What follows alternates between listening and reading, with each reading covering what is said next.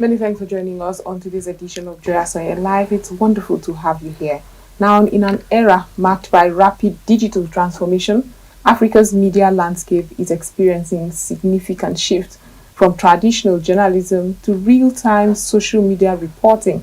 Technology has indeed redefined how information is created, distributed, and in fact consumed. In countries like Nigeria, where over 122 million young people, everyone, access the internet, mostly through mobile phones, this digital explosion has amplified voices, broken news monopolies, and given rise to citizens' journalism.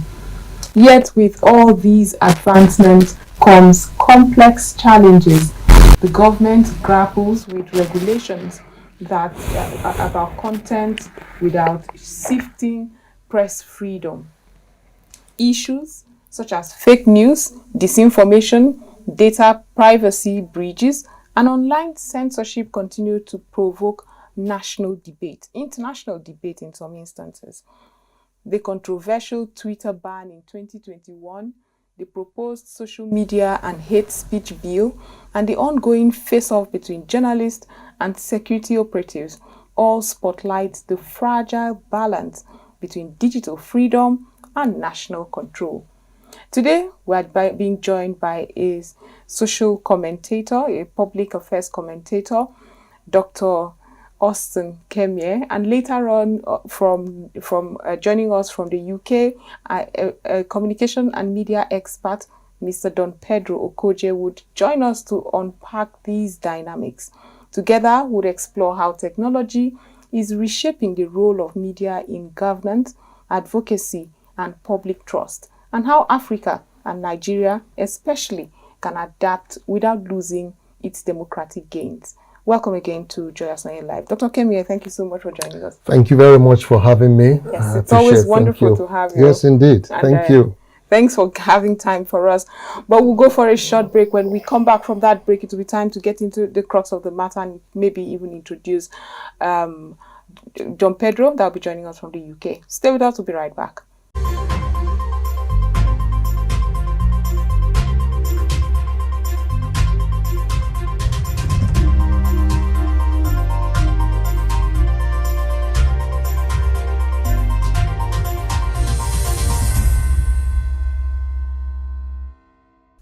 Welcome back from that. Like I told you earlier, we are discussing the shift in Africa's media landscape. We are at a period in our lives when someone can just clone you. And Dr. Kemie, we are seeing so much innovation and technological advancement in the media space. And, like they say, bad news sells.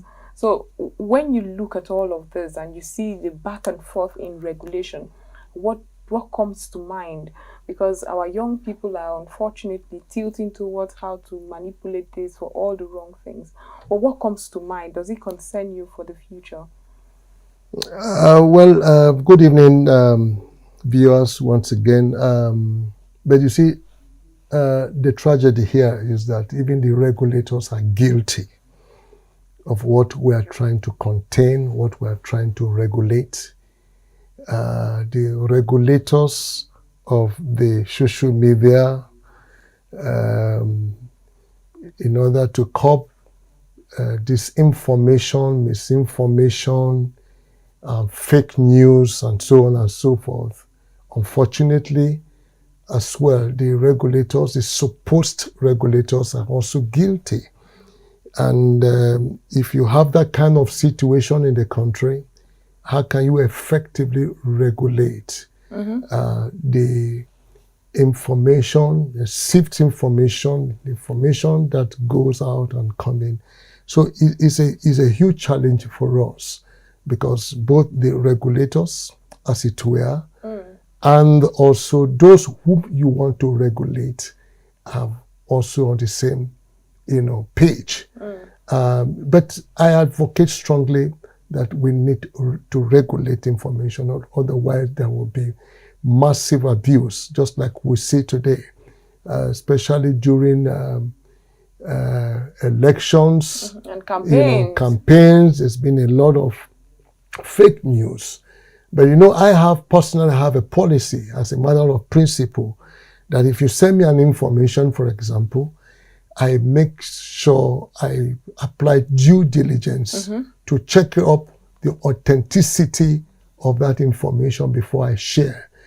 So I think I will, urge citizens and all those concerned, especially those who are the helm of affairs, to ensure that, look, informations are distilled, information are properly, ensure that, proper information are being sent out so that we don't have fake news all around. Exactly. That's right.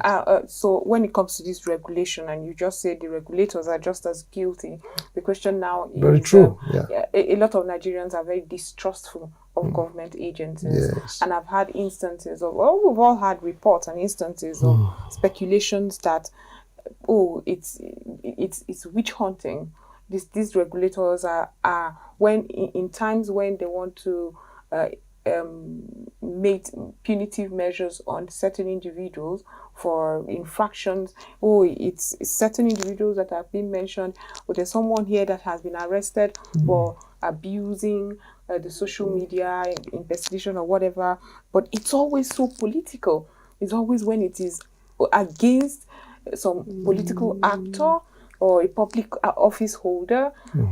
You and I never get this back and forth, and if we do, it's not as prominent as the other way. Do you think the regulators have to also do something when it comes to some objective way of making punitive measures? Yes, I think so, precisely. The regulators should come out with punitive measures, to checkmate seriously, because in this age of information dissemination, there's a whole lot of, I was having a conversation with somebody, earlier today, and he said this is, he gave an example of President Trump, arresting the former President Barack Obama. He's been arrested. So I checked up that instantly, that story, and it comes out that it was induced by AI. It wasn't correct. It wasn't true. So these are some of the things. But I think we should imbibe that culture and that attitude of fact checking, precisely. And absolutely, and I've done that several times. Someone sent me, look, there's fire on the mountain and people have been adopted along Makurdi Abuja Expressway and so on. And I check it up, and that's not the case. And that was not the case. So we have a lot of, we need to do serious fact check on information, particularly the regulators. Like I said, they need to do a proper job on themselves, those who regulate us. But I think, by and large, that the need for regulation, the need for rules and regulations. So how can that rules come without anyone feeling that they are being marginalized or fingered or just... yes, we just have to do it. There's nothing you regulate that people will not complain about. Definitely they will complain, but that does not take the substance out of the fact that regulation, people, that's why we have laws. If we don't have laws in a society, it becomes a banana republic. We need to have rules and laws in place to properly regulate people. Otherwise, people will just abuse privileges. So we now have what it's termed citizens journalism. Some of us have learned painstakingly the principles of journalism, the ethics and all of that. And there are some gruesome pictures you don't just put online. But these days, people want to be first to post it and they put it online. That's right. For clickbait, you see all sorts of things. And I'm happy you mentioned the regulations that's required. But these aren't organizations you can find These are individuals. Does Nigeria have the technology to trace? Because very often we see these infractions and they don't want to put too much energy on tracing.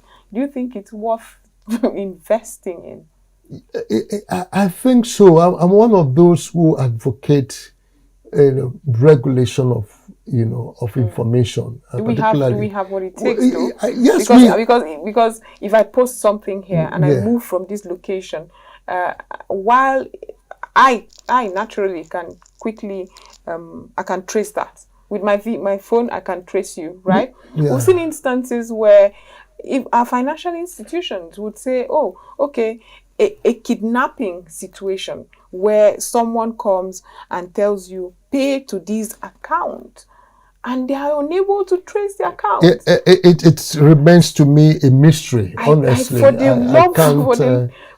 the life of me, I do not understand how that simple tracing cannot be done. There is history, there is a thread, and yet we're unable to do that. Do you think if we now get this regulation, let's bring sanity to our maybe social media spaces, we have the technology, if we cannot in more serious instances? I think we need to bring sanity to all of this because, like I said, and we're going to perhaps get into more trouble with the, advent of AI, because a whole lot. I mean, I was joking with someone a while ago, and I said, I hope they will not use the AI to get somebody's spouse, in the location, and then, and send that to the husband and say, look at your wife.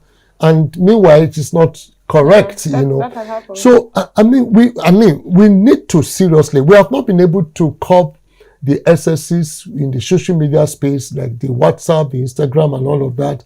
And now we have AI here, coming in, so it's going to be a huge problem. So I think we have the capacity, we have what it takes to sanitize the information space.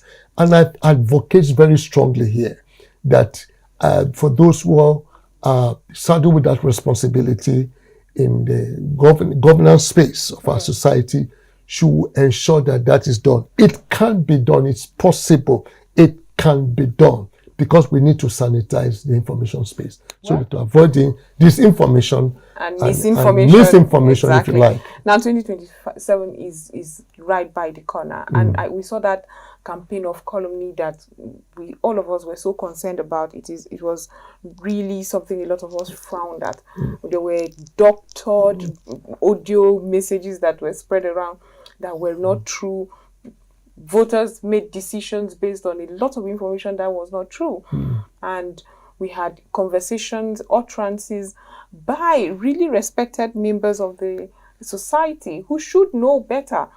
In a space where we are even still trying, we got just 20% of voters come out to vote. We're still trying to get Nigerians to agree to come out and vote. And then you now make this incisive statement. You say all sorts, and they go scot-free. So does it concern you? Now AI is getting better by the day. You have mentioned it, technological advancement around AI, and elections are by the way. Does it concern you? Because I don't think we have buckled up enough. It is. One of the problems we have in this part of the globe, this part of the world, is what I refer to as the culture of impunity.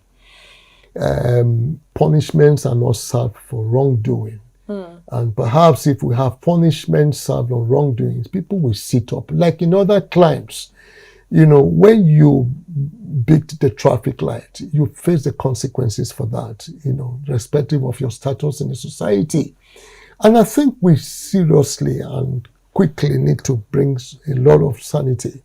Now, it has been so in every election cycle where we have this information. We have a lot of falsehood, misrepresentations of facts and so on and so forth. And that is not good for our polity. Unfortunately, politicians use that a lot as a tool to either to outsmart their opponents, their rivals, political rivals. And it is deliberate. And it's not good for us. And I think we have this, it's a peculiar challenge for us in this part of the world. And I don't think we see most of that happen in other climes, particularly in advanced nations, like United States of America, United Kingdom, and all of that. So, but it's not really good for us. And that has created a serious impact on what I describe as voters' apathy, because, I mean, when fake news are, spread, and it is issued, and it's unfortunately in most cases they are not traceable. Right. It's just a button on your device, and 1,000, 2,000, 5,000 of your contacts have the information at their disposal. And that's why I've insisted that, look, verifications is key. You need to verify information. Any information you send to me on social media, I subject it to verification to ensure that it is correct, before you share such. And there are informations you don't even share. And people should be warned. Now, you recall what happened to a young lady who came on social media and said, look, they had to go through her Instagram, while she got the immigration, and could not get into the US. And they are beginning to do that now. And that would take a lot of people who aspire to travel to the United States and other countries too may also want to emulate such vetting like the United States of America. I mean, for me, I'm very confident. I travel often to the United States, so I mean, they can check. I mean, I don't have anything. You have been responsible. Very responsible. Absolutely. Online, right? Absolutely. I mean, simultaneously, the another issue we've been having is data protection, where we do not have in-country grown technologies. We are at the mercy of whoever brings the WhatsApp, the messaging apps.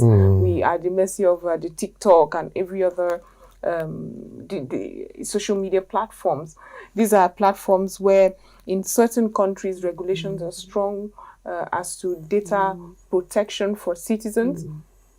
In Nigeria, not so much, and a lot of things just go.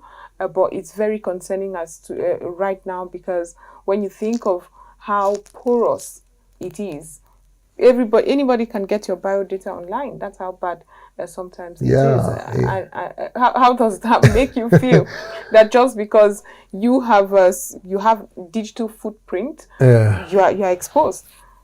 The irony is that those who have introduced these social media platforms like TikTok and all of that, from Asia, China, they have a strong regulation. Oh yeah, they do. And we know that certain age limits of young people cannot have access to certain information. I don't want to call it on air. You know what I'm talking about. Certain very indisposed and explicit messages and all of that. They regulate them. But I don't know why we don't have such here.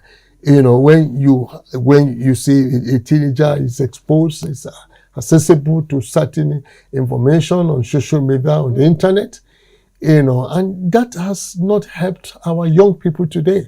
And I think government should wake up to their responsibility, and I strongly want to advocate that agencies, the communication agencies in the country, both particularly because it is the government that leads the way, that is a pace setter, and to tell us, look, this is what we are up to, and the private sector, we will ride on that, to also begin to put in place, mechanism for sanity and regulation. I think government should do more, but it has to begin with himself. It has to purge himself from this disinformation, because some of this information that are not correct comes from those who are supposed to be regulators. And that's my serious concern about all of this. And I think they need to do serious regulation. I advocate strongly again.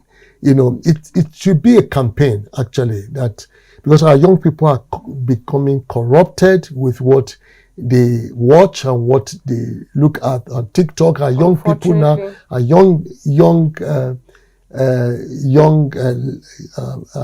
daughters, young girls, are beginning to get to TikTok to display nudes and all of that, which is not good for us, unfortunately. Very, very unfortunate. Very, very unfortunately. And that's why the government should wake up and do something about that quickly. Yes. The government should wake up and do something about it. There's so much we still have to discuss, but it's time to go for a short break. We still have to talk about the awareness within young people. Do you even know fact-checking tools you can use just so that you do not inadvertently push or spread wrong information? We'll be back to discuss more. This is still Joy Asonye Live.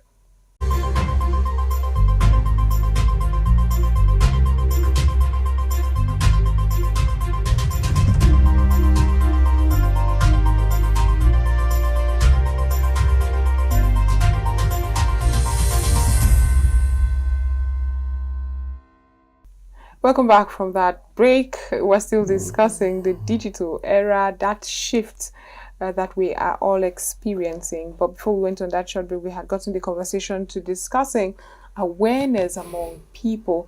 We are in a semi-literate country, but news flies. Funny thing is, when this fake news comes, in dialects and languages, it is translated.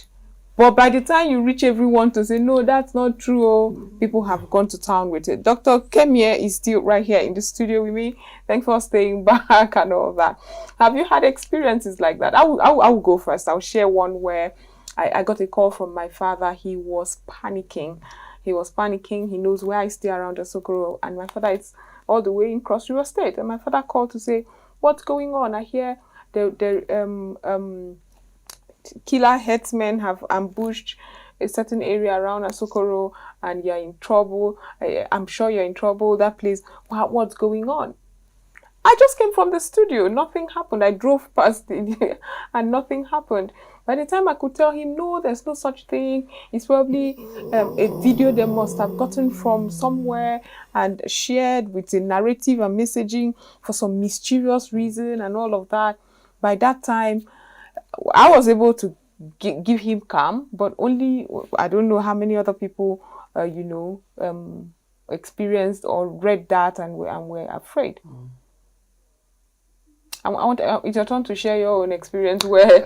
Yes, I can't recall precisely some of my past experiences, but definitely I've had some very nasty experiences about the false alarm, false information, about individuals, about, which, I mean, came out to be false and not true, you know. So I can't lay my hands, vividly on some of the experiences I've had in the past. Remember the Ebola incident when people started taking salt? Yes. That was... Yeah, exactly, yes. I think that's also... But notice how it went viral. It went viral. Minutes. The entire country, everybody was calling. It didn't just... In fact, quite a number of people even advised that I also do that... apply that salt and water thing. And I vehemently said no, I will not do that. It doesn't make any sense to me. That much sodium in your system? Yes, much so. And a lot of people, that had very serious adverse effect on yes. their health. I think it was reported that a lady passed. Yes, from that as well. Exactly. How can that be? So these are some examples. Far back in 2014, when the Ebola thing broke out, because I recall that that year too, I was in the US. I traveled to and I was surprised when I got to the arrived, and there was no much. Questioning or check about, you are coming from Nigeria where there were reported cases of those who had Ebola and so on and so forth. So information, dissemination of information is it's considered very serious in our society. Absolutely. And with the way and manner, you see, this are part of what the National Orientation Agency should do to start a reorientation campaign, if you like. They begin to educate citizens on how to effectively administer information, handle information, what to receive and what not to receive. I've had to delete a lot of information. That's Some right. on the platforms I am in, I've also look under it. I mean, for my boss too, my boss, they've carried a lot of false information that way. There's some information that he passed, I don't want to mention his name on there. Well, you started it because I'm tempted now. Okay, talking about His Excellency General Gowon that he passed. And incidentally, when that the people were calling me from all over the place, all over the world, I got called, so I called him, he was in the UK at the time, I called him, I said, Your Excellency, he said, he was in high spirit. I said, I could just, this information going around that you passed. He laughed and he said, but you know what? I'm just coming out from my workout. So we both laughed. He said, well, it's great Nigeria for me. I'm here and healthy and there's no problem with me. I'm strong. These are just one example, And there are several.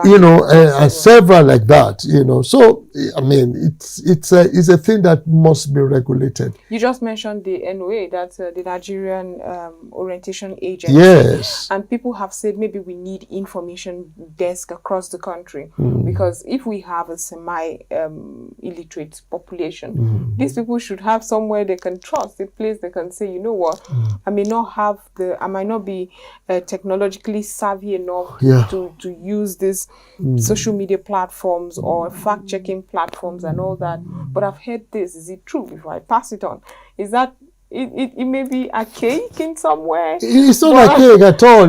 I think it should be an improvement on governance in our society. Yes, I mean, I never thought of that. You should have an information desk where, I mean, you have like in several organizations where you go to inquiry about this or that. Is this correct? Where do I go? And all of that. And in this case now is to curb this information. So we need to have a desk, an office or fact-checking office, maybe under the Ministry of Information, NOA and all that, to be sure that, look, every information that is going out, we fact-check those information and ensure that the wrong information is not put out so that people don't run and with a narrative that is not, correct. And it does a lot of harm. These are high level of consequences on us, citizens. So that is very, very important. Probably we could send a bill to the House Committee. Dr. Kemie, if you are ready, I'm ready. Yes. If you are ready, I'm ready. Let's write it. Let's send it and see how we can. But I hope the establishment will not be.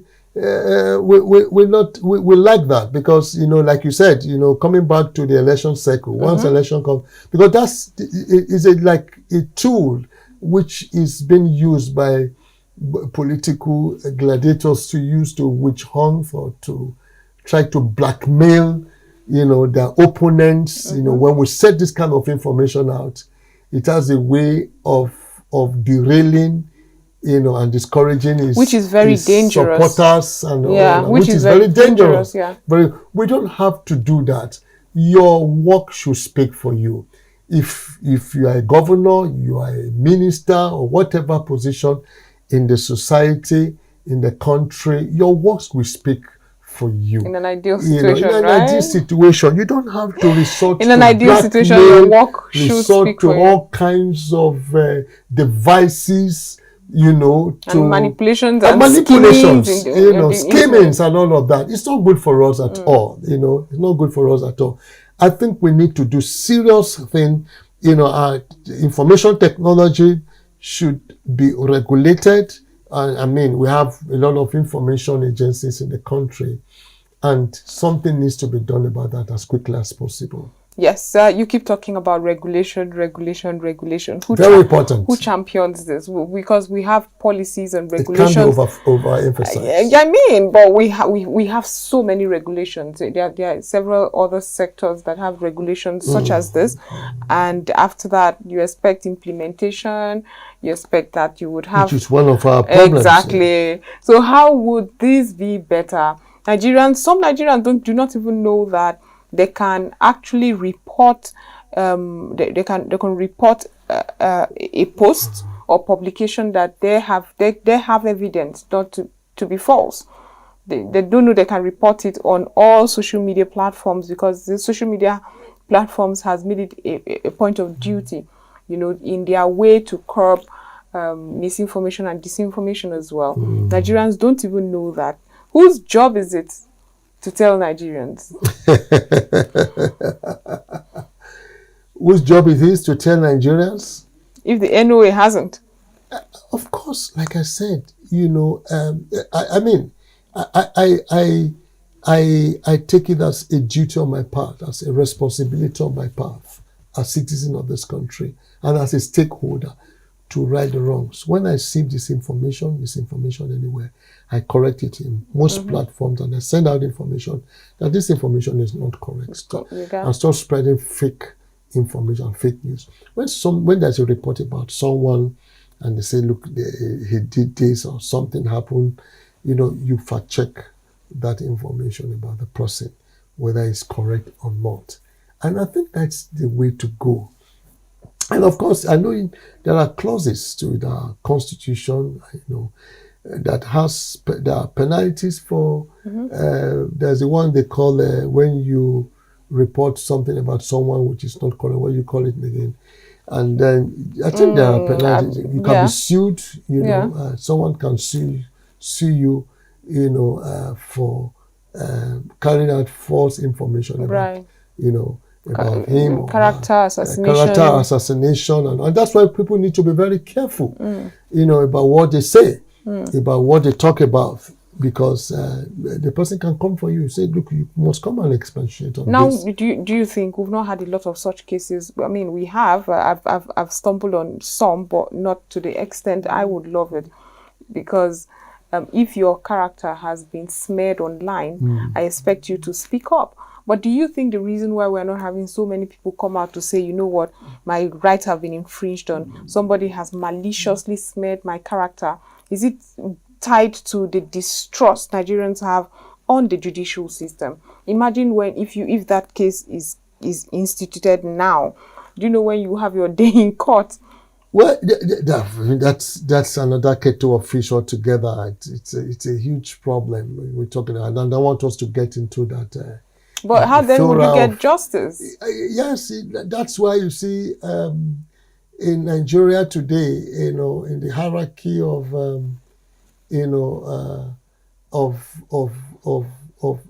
judicial system in several nations today, doesn't Nigeria appear to be one of the poorest in dispensation of justice. Which is not good for us. It's not a good image. It's not a good image. A case that would have been dispensed of within a considerable time, it lingers for 2-3 years. Sometimes way which is more. not good for us. And I think for such very serious offenses and serious, I think the judiciary should wake up to its responsibility and ensure. And that's why sometimes people are reluctant to take that path, of taking the matter to the court. Like, and I leave them for God. I say, look, I just let go and all of that. And of course, that's why also you have some media houses that gives what we call the right of reply to come and also to balance your report at all times. Report. You say something about someone, the person whom you spoke or you said something about, should also come and defend himself and say, look, these things are not correct. And I think that it's also good, and some will just let go. I say, look, we are used to that. We've received a lot of report about high-profile individuals in the society, and you have a lot of, false information carried out about them, which is not good. And people, uneducated people, unenlightened people, run with this run with that narrative about the person and go with it and swallow it, and it remains there. And you don't bother to fact check. Like someone like me, I do that due diligence. I must ensure, that and unfortunately, we've had a lot of reputable media organizations having to apologize after reporting about something that it was not properly fact-checked or checked properly. And it's also embarrassing. Very embarrassing. From reputable media firms, I don't want to mention names now, who have, carried out reports about, And you expect better from in fact, there was even a prominent clergy in this country who's in one of the platforms we belong to. There was a report that he passed. And it was already taken. And, we saw another, report, saying, no, that's not correct and all of that. And people went with that, and it spread all over, all over the place. But what came to my mind when I saw that was, first and foremost, was to reach out to him, either by call.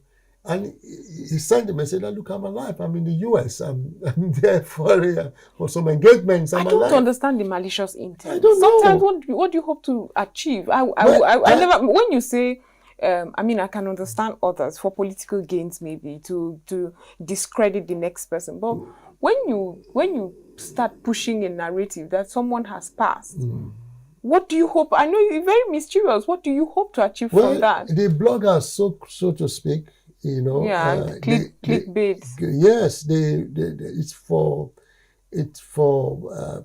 profit making. It's unfortunate. Unfortunately, and I think we need to really clamp down on these bloggers.